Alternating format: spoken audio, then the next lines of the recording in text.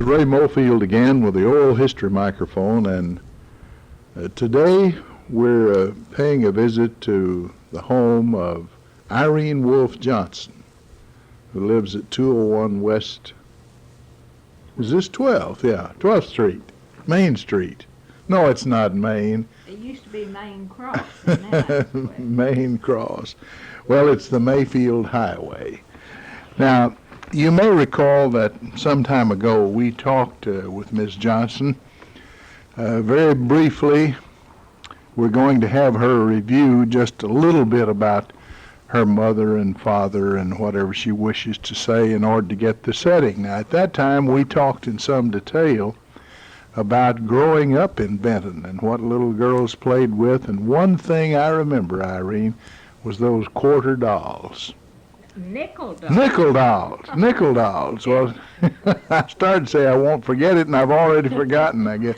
I remember that I was so impressed with nickel dolls at the time. Now, the main theme of our conversation today will be, I suppose, growing up as a young lady, the teenage years and so on.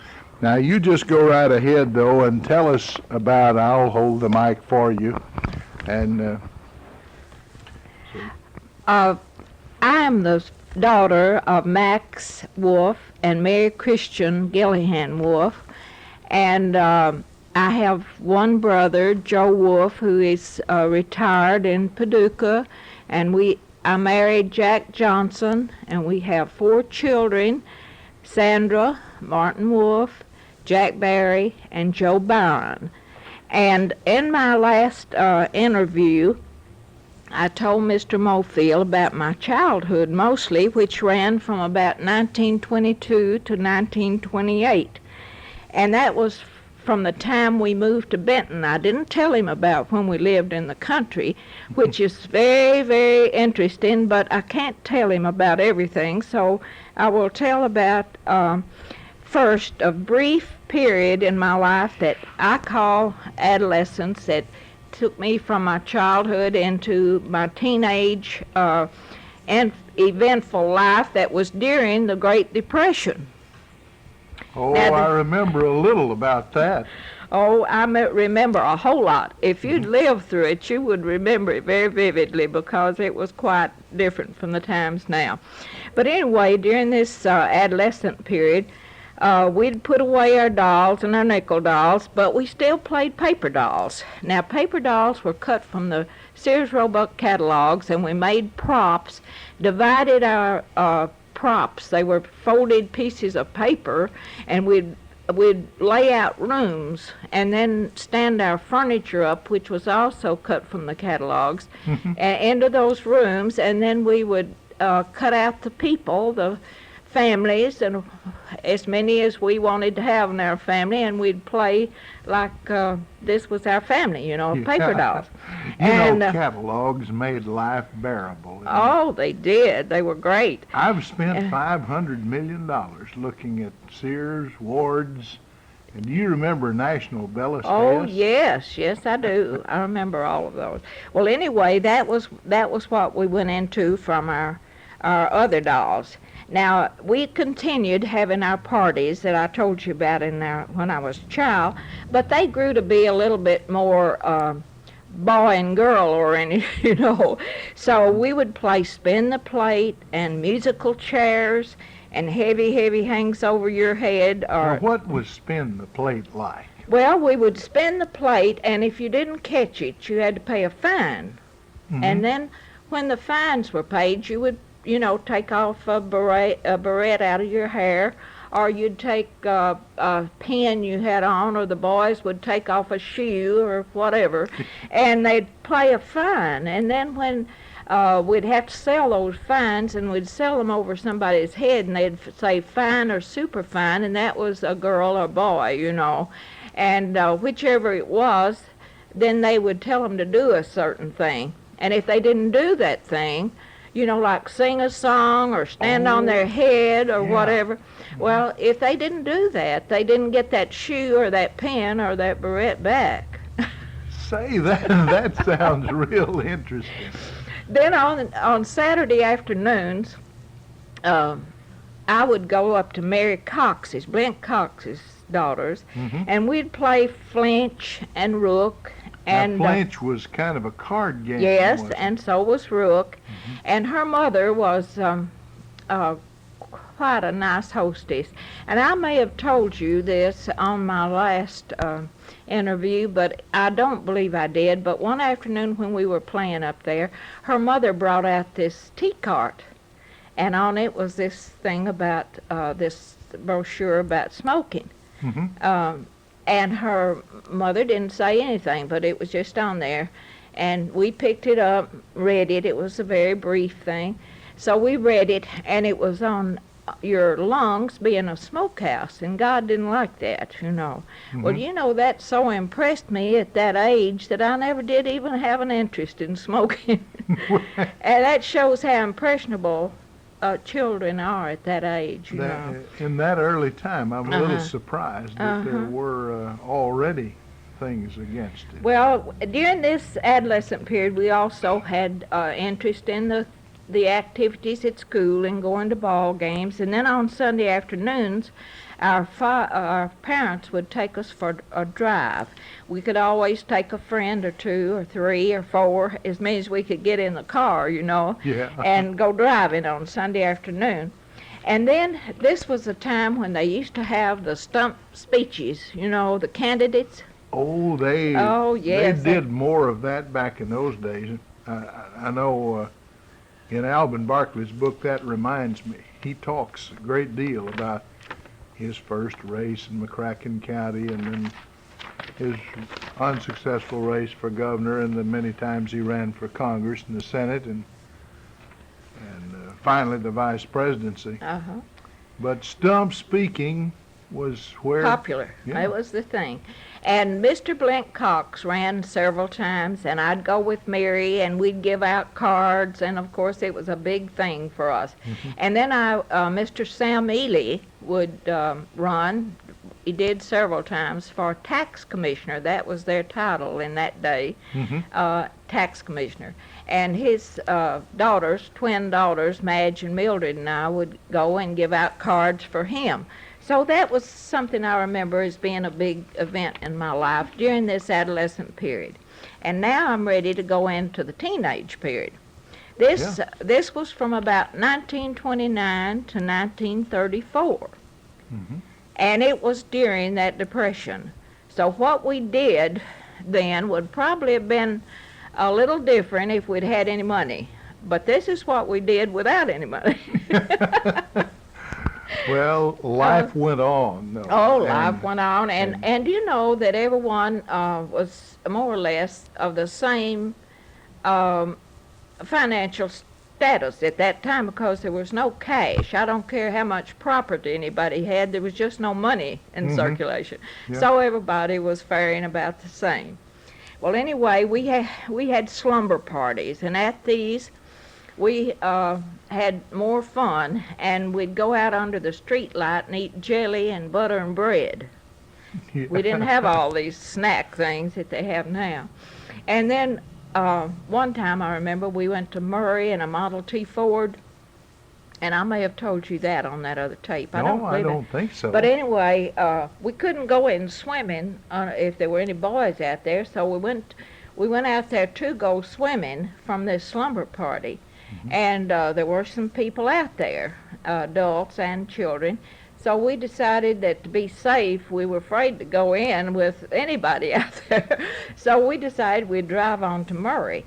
And all of us had on these big flowered pajamas that were decent pajamas to wear around in the house or anywhere. I know your wife will probably remember them.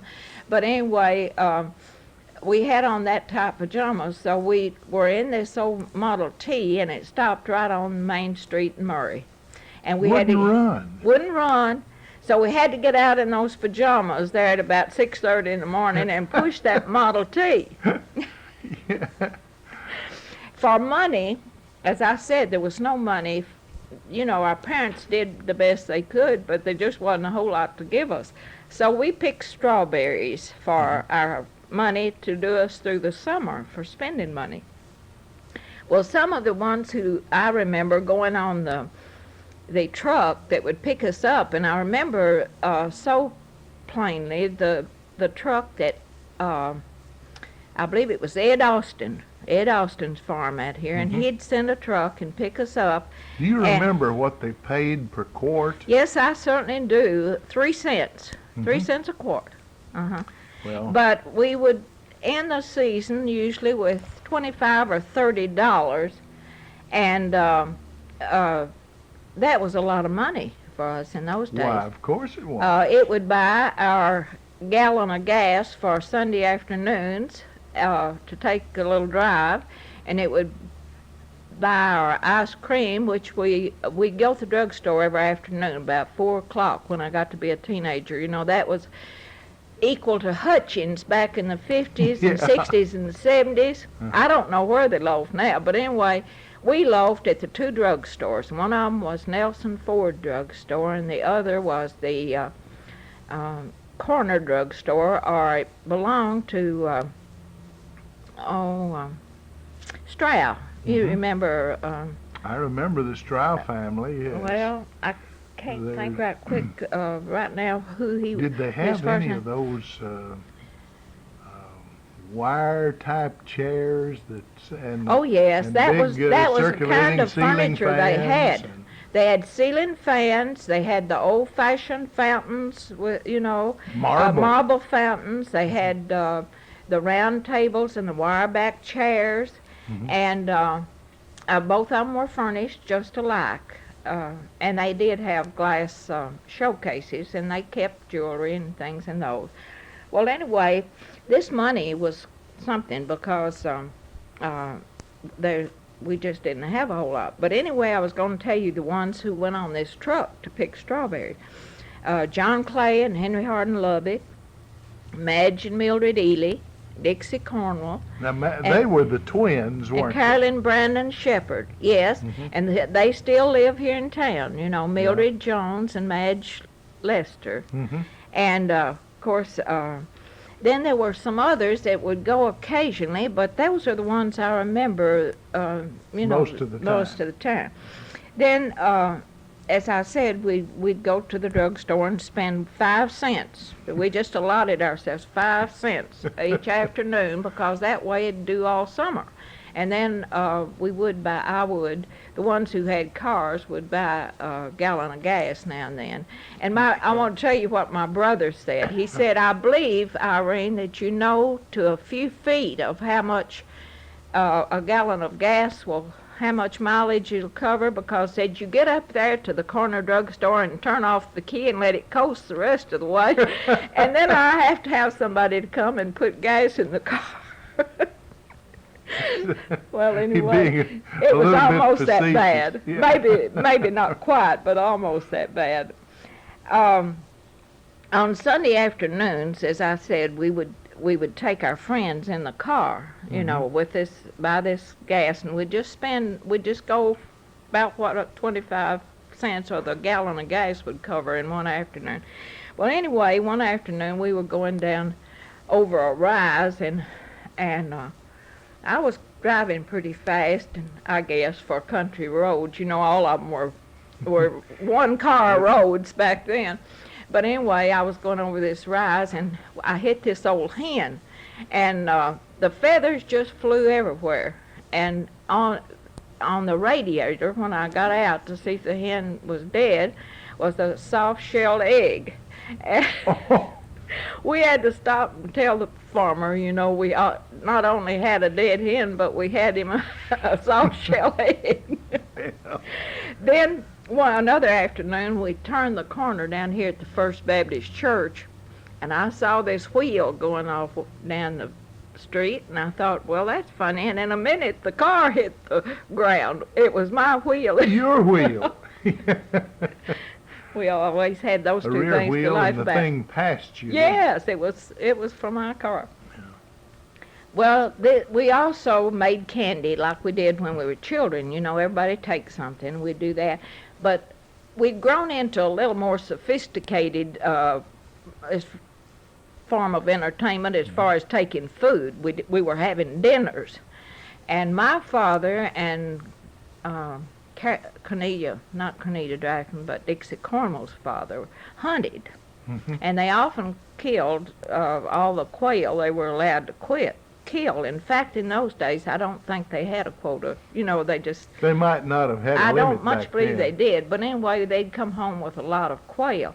Well, we would have quail dinners in the fall during the season and the hunting season, and everybody would take something. And we usually had this menu. We'd have quail and hot biscuit and gravy and mashed potatoes and green peas and pickled peaches. All the mothers made pickled peaches in those days, and that's what we'd always have. Then when it wasn't hunting season, we'd have waffles, because waffles were another thing that went a long way. We'd make the homemade waffles, and so we'd have those dinners, and our menu for that was usually sausage and waffles and peach halves, and I can't remember the rest of it, but You anyway, probably it was made fun. French toast sometime. Took eggs. You could always have. Well, I don't know These whether I three. knew how to make French toast then. I don't believe I did. Well, But anyway, we could have, because we did have plenty of eggs. Then we went to shows, and I think I told you in the other tape that there were several different shows. I mean, there were not several at one time, but at different times they were located in different places around the square. And one of them at one time, now that was right before I married, George Long owned the one where the Mike Ward's office is, on the corner of Yes. Main and 12th. And then at another time, Shelby McCullum owned the one on the east side of the square. And then way back when I was younger, there was one on this west side of the square, along there about where Morgan's men's department is. that I don't remember. Now I remember when Shelby was managing the Benton Theater. Did you ever or do you remember a group called Bisbee's Comedians? That Oh was a yes, now I traveling did. I know tent I show? told you about that in my childhood tape, because it had stayed with me, because many of them had a room at my mother's here. That may at be my mother's. where I remember it. Yes, I remember the Bisbee shows very well. And this was a time too when they, during my teenage, when they had the World's Fair at Chicago. Oh yes, And, 33, and then they repeated it in 34. And we went in 33, and Margaret Pace, Margaret Trevathan, and Carolyn Brandon Shepherd went with us. And the two girls and my whole family stayed in an apartment house on the, what is that shoreline called, along Lakeshore Drive. Lakeshore Drive. Yeah. And we had that whole suite of rooms for $2.50 for a night. Yes, that's right, $2.50. That's hard to imagine. It now, is. isn't It's so unreal. I mean, it's hard to imagine. But then we went to a restaurant, and of course money was limited. I think the girls didn't take very much, and I know my daddy didn't take very much. We could have all the pancakes we wanted, could eat for 15 cents. Yeah. That pancakes and syrup. Well, I remember that part of eating a lot of pancakes during the trip. Yeah. Then during this time, the Epworth League played a big part in my life, and that's the young people's organization, From the Methodist Church. Yes. Yes. And Ruby Smith was our counselor at the time. Ruby's not that much older than us, but she had graduated from high school and it was going to school at Murray, and she was our counselor. And a lot of activities were centered around our Epworth League group, And I remember one thing we did. We went down in the river bottom and dug up wild flowers. And I have one out here by my back door that still blooms every spring, that we set out from that trip to dig up wildflowers. It's still living. It's still living, and it's beautiful. Well, It's that's- I believe they call it a wild sweet William, but Mhm. anyway, it's a beautiful flower, and Yeah. it's still living. Now, this was a time, too, of the big bands. You know, you hear the children talk about rock music now. Yes. Well, we were the big band age, and we'd listen at them when the girls would come, and we'd also listen at them when we had a date. See, this was during the time when I'd begun to date now, Yes. during my junior and senior year in high school. So we'd listen at Guy Lombardo and Wayne King, Benny Goodman, Jan Garber, and when we went to the World's Fair, we went to hear several of these in person. Some of them were there. In person, yes. Benny Goodman and Wayne King, I remember very well. And then after that, one time Jan Garber came to Mayfield, and my dad, of course we didn't dance, he wouldn't let us dance, but he took us over there to hear, and I remember Rema Long and Kathleen Williams went with us over there, and we were just spectators. but- Rema, that is Bob Treese's sister. wasn't Yes, it? Yeah. Rema. Uh-huh. And Kathleen was Joe Williams' Yes. sister. Uh-huh. Yes. And as I said, I'd begun to date some at this time, and some of the boys I dated was Bennett Holland, who was killed in service, and Thomas Holland. And I had a few dates with Bob Long, and then I dated Jack, and I finally married Jack in 1937. Mhm. The year of the great flood in Paducah, wasn't it? Oh, yes. When you say 37, I always think of that. Yes, and some of the refugees stayed here at our house. And then when the water went down, I remember we driving down there one Sunday afternoon, and it was like a ghost town. It was real sad to see it. All the store windows must have broken been, out, and debris just scattered everywhere. And when Jack and I married that spring in June, and we moved down there in July, and you could still smell the mud and see the signs of it. And I know once I went to the grocery and bought cake flour, and you know that I went ahead and made my cake because I didn't realize that it had this muddy scent and smell, and taste. Mhm. Made my cake, and it tasted just like a mud pie Well, because it had absorbed that mud and Uh-huh. water, you know. Yeah. I Yes. can remember that even when I went to work in Paducah in 1945, out at the old train station, you could still see the mark on the inside of where the water reached, 60, almost 61 feet on the gauge. Yes. It's about, I believe, 11 feet deep in the train station, which is a good long way from Broadway. Oh, yes. I think it got out to 37th or 38th Street, way out in the West End. Mhm. And downtown got up into the second stories.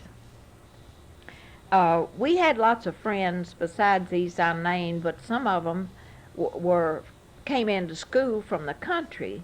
Well, because of the living out, they weren't able to get into the things we did at night. But we had good friends. Now, Wayne Powell and Rawl Smith and Agnes Smith, you remember Yes. that lives Agnes Treese? They now? were They were fine friends. people, weren't they? Yes, they were, and I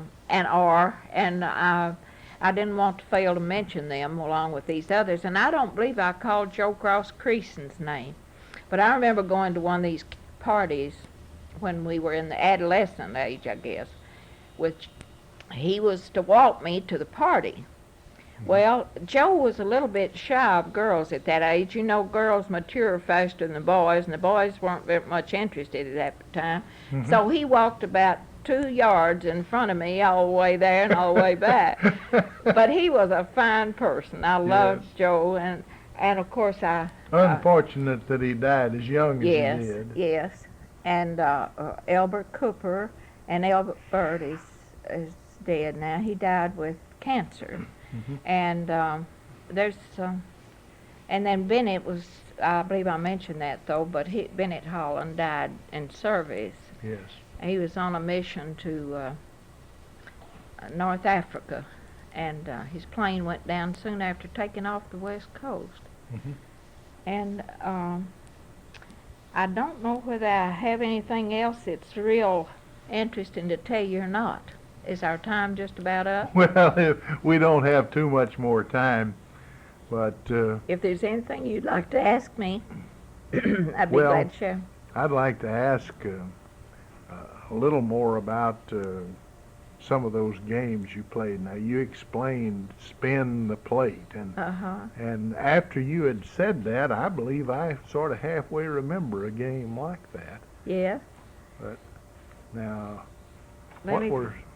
Let me see, the others that we played were musical chairs, and Oh, I yeah. believe they still play that now, where someone plays the piano or they can even sing, you know, and when the music stops, you sit down, and then there'll be one less chair than there are people, and they'll be be without a place, you know, and it keeps on that way until everybody's without a chair.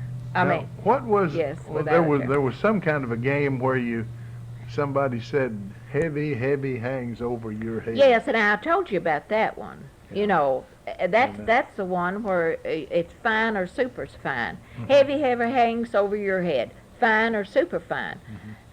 Fine was the boy, super fine was the girl. And then you'd know what to tell them to do. You Now, know. what was the game where they said animal, vegetable, or mineral, or something Well, like now that? that's a little later, and I don't know though because my grandchildren play that. Mm-hmm. But they'd say, well, they'd have something in mind. Is it Yeah. animal, vegetable, or mineral? Yeah.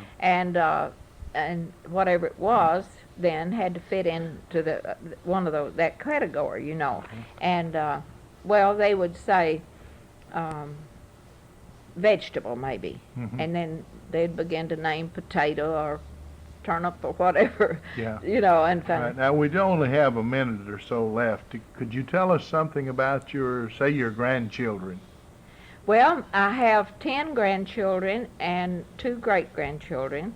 And my grandchildren right now, I have 4 in Utah.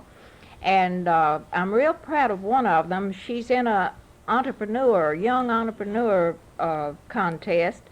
They started out with several hundred, and it's down to the 10 now. Mhm. And she's still in it. So she has a car wash business. She does it all herself. Well, And she made enough money to pay off her spending money expenses on a trip to Germany last year. They had friends in Germany, and she and her sister went, and she had enough money that she had made in her car wash, you know. well, And that's great. I certainly thank you. We've been visiting again today, and we've had 2 wonderful visits with Irene Wolfe Johnson here in Benton at 301 West 12th Street. This completes our oral history broadcast for today, and we return you now to our studio.